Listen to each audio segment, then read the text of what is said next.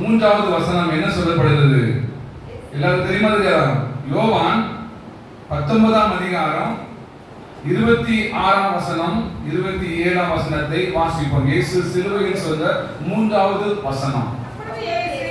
அப்பொழுது இயேசு தன்னுடைய தாயையும்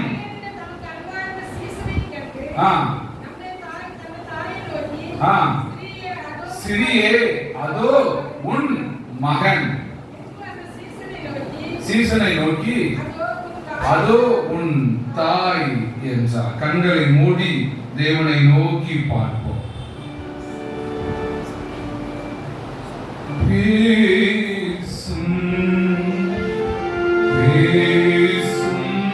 ஜெபம் செய்யும்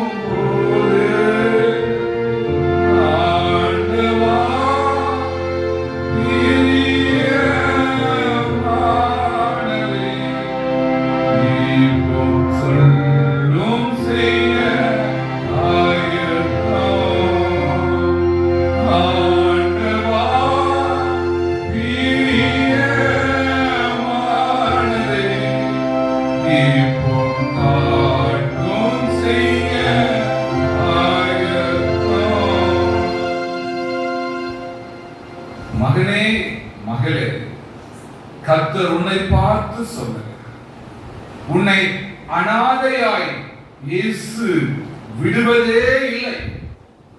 நீ சொல்லலாம், நான் அனாதை என்று சொல்லலாம்.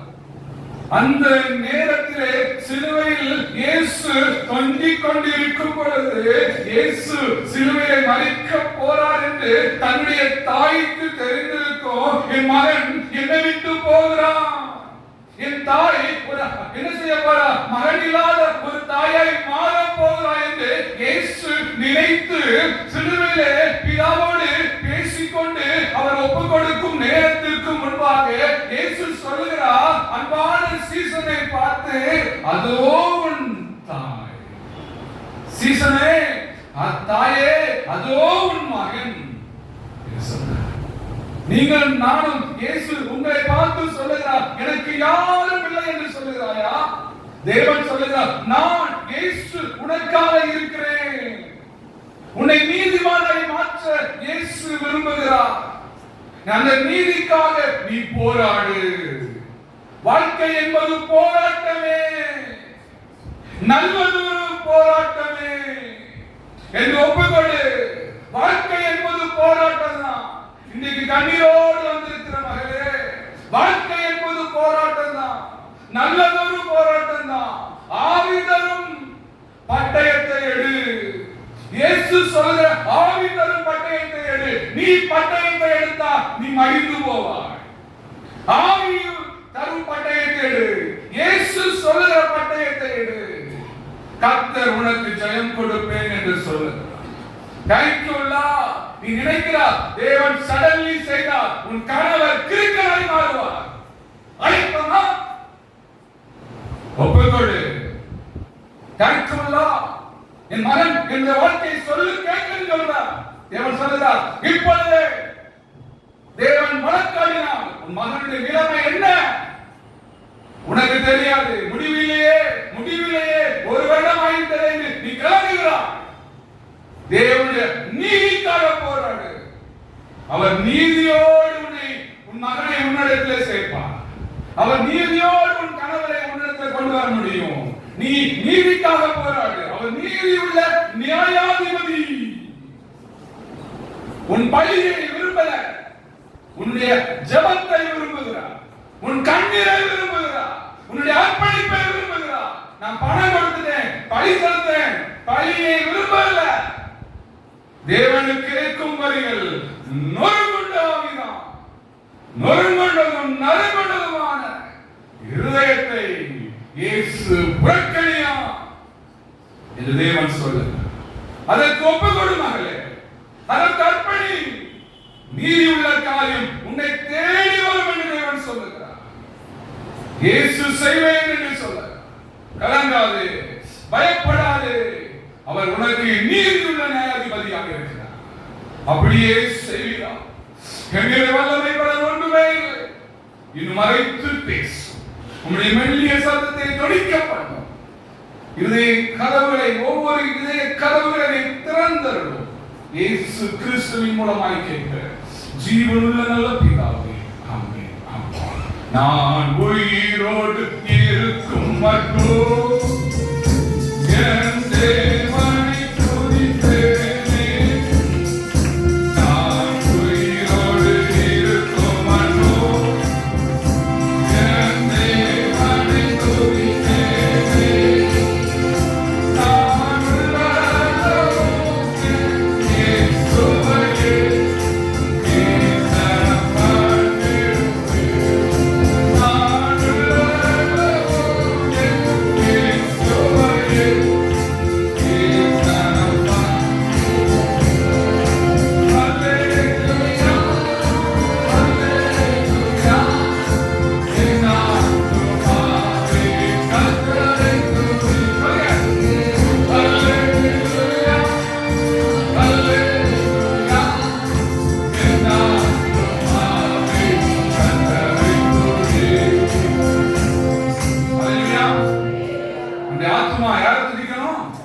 கர்த்தரை துதிக்கிறேன்.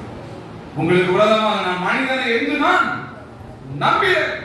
அவன் யோசனை அழியும், கர்த்தருடைய யோசனை நிலைத்து நிற்கும். அது உன்னை எங்கே கொண்டு சேர்க்கும்? பரதேசியில் இயேசுவோடு நம்மை வாழ வைக்கும். ஹல்லேலூயா, ஹல்லேலூயா. தேவன் கொடுத்த வசனம் என்னவென்றால் என்ன சொல்லுதுங்க? 3வது வசனம் என்ன சொல்லுது? ஸ்ரீயே, அதோ உன் மகன். தேவன் ஞாபகப்படுத்துகிறார், உங்களை பார்த்து உங்களிடத்துல ஒரு குடும்பத்தில் ஒரு பிரச்சனை வந்துச்சு. நாம் என்ன செய்வோம்? இயேசுவை பார்ப்போம். அதே வண்ணமாகதான் என்னுடைய மகனை வாழ்க்கை இப்படி சிலுவையில மறிக்கணுமா என்று யார் கலங்குகிறார்? மரியாள் கலங்கி கொண்டிருக்கிறார். அப்போ பார்த்து இயேசு என்ன சொல்றார் தெரியுமா? சிலுவையிலே தொங்கிக் கொண்டு 3வது வார்த்தையால் சொல்லுகிறார், அதோ மகன். உன் தாயின் மேல அன்பு உங்களுக்கு இருக்கா? தாயின் மேல உங்களுக்கு பாசம் இருக்கா என்பதை நீங்கள் இன்னும் யோசிக்க வேண்டும் என்பதுதான் தேவன் சிலுவையில சொன்னது. உங்களால் செய்ய முடியும் கடமையை என்ன செய்யுங்க? செய்ய வேண்டும். இது யாருடைய கட்டளை? மோசேயின் தீர்க்கதரிசியின் மூலமாக பிதா சொன்ன முதலாவது, தாயின் தகப்பனையும் கனம் பண்ணுவாயாக. அதற்கு ஆதார வசனம் உபாகமத்துல 5ஆம் அதிகாரம் 16ஆம் வசனம் சொல்லுகிறது, உன் தகப்பனையும் உன் தாயையும் கனம் பண்ணுவாயாக. இயேசு அதை செய்து உங்களுக்கு முன்பாகவும் எனக்கு முன்பாகவும் என்ன செய்தார்? செய்து காண்பித்தார். எப்படி காண்பித்தார்? என் தாய் அழுது கொண்டிருக்க, என் மகனை நான் இழந்து போகிறேன், என் ஆவிக்குரிய மகனை இழந்து போகிறேன். இந்த சபையில தேவனுடைய ஆவிக்குரிய மகனாக என் தகப்பனாரை எடுத்துக் கொண்டிருந்தார். அந்த தகப்பனார் எங்களை நம்மளை விட்டு எடுத்து விட்டார். தேவன் எடுத்து விட்டார்.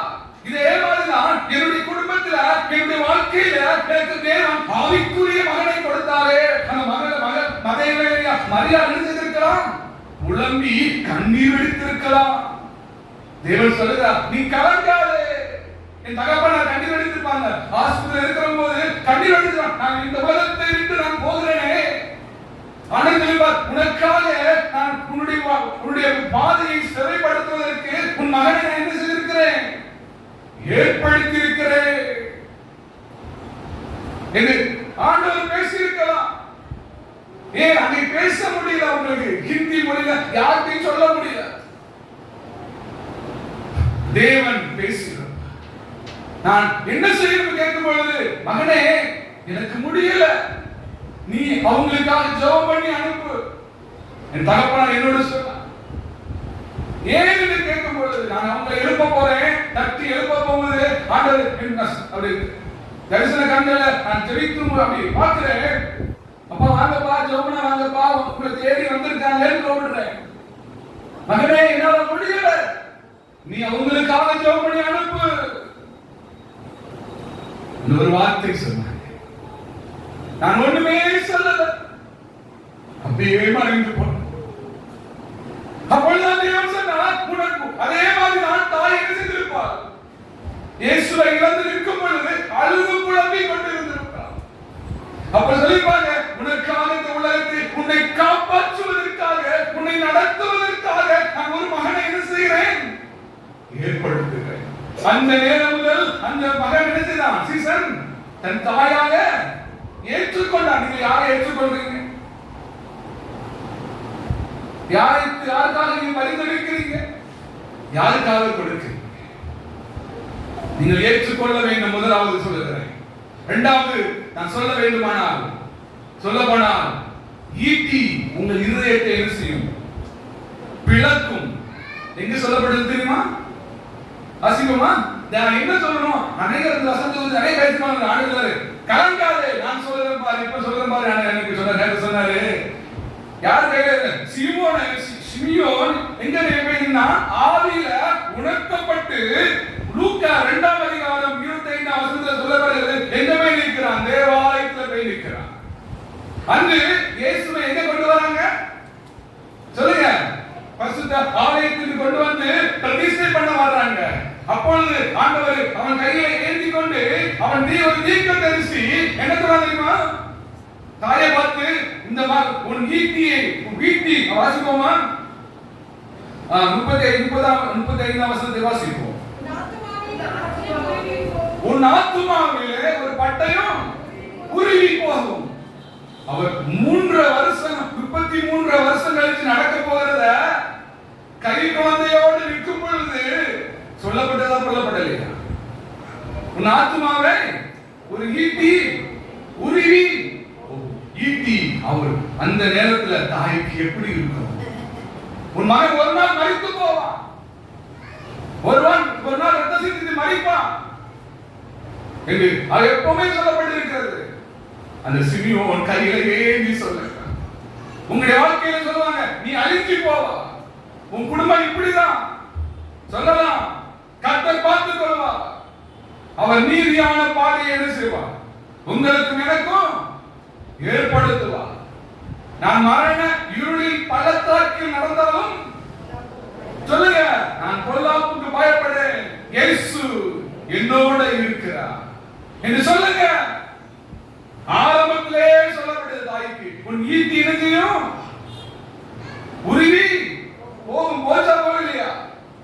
அந்த நேரத்திலையும் அப்போ ஆண்டவர் நினைப்பாரு, அவன் தாய் நினைக்கிறான், மகனே ஒரு நாள் 2 பேருவியே, ஒரு நாள் 2 பேருவியே, எல்லாரும் ஒரு நாள் போகலாம் இல்லைன்னு சொல்ல.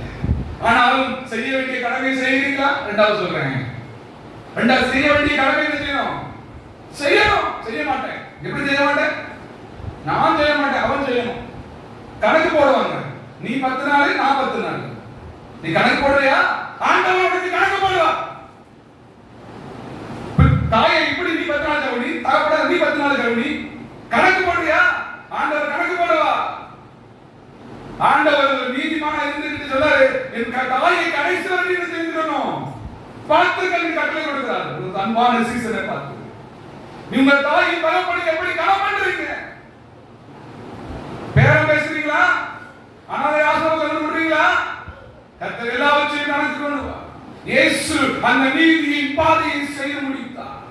நீங்கள் நான் அந்த நீதியின் பாதையை செய்ய வேண்டும். அதோ உன் மகன் சீசனோ, அதோ உன் தாய். அவன் கூட வந்த தாயா, இந்த பெற்ற தாயா நேசித்தான். ஏன் தாயை அந்த ஞாபகத்தை சொல்லி முடிக்க போறேன். புகுந்த வீட்டையும் தாயா எடுத்துக்கொள்ள வேண்டும், போன வீட்டையும் தாயா இருக்கணும். எனக்கு இதுதான் தாய், இது தாய் சொல்லக்கூடாது. உன்னை போல அவனது தாய் இல்ல, ஆண்டவன் அவன் தாயா எழுதிட்டான். ஏற்றுக்கொண்டா? ஏற்றுக்கொள்ளலையா? ஏற்றுக்கொண்டான். செய்ய வேண்டியதை செய்யுங்க, தேவன் பார்த்துக் கொள்வார். நீதி செய்கிறவன் இன்னும் நீதி செய்யட்டும், அசுத்தமாக இருக்கிறவன் இன்னும் அசுத்தமாக இருக்கட்டும், அவனவனுக்கு அளிக்கிறவன் அவனவனோடு கூட வரும். நீ கலங்காதுங்க, தேவன் பார்த்துக் கொள்வார். ஹல்லேலூயா, ஹல்லேலூயா. நான் சொல்ல வேண்டும், நான் கிறிஸ்துவின் அடைக்கலத்தில், சிலுவையின் மாநிலரை, கண்மலை வெளிப்படலில் புகழிடம் பெற்றுக் கொண்டேன். இதில் செய்வோம், ஒப்புக் கொடுப்போம். உங்களையும் என்னையும் அவர் நடத்த உண்மை உள்ளவராயிருக்கிறார். ஹல்லேலூயா, ஹல்லேலூயா, ஹல்லேலூயா. நான் எழுதி பாடி நான் செய்து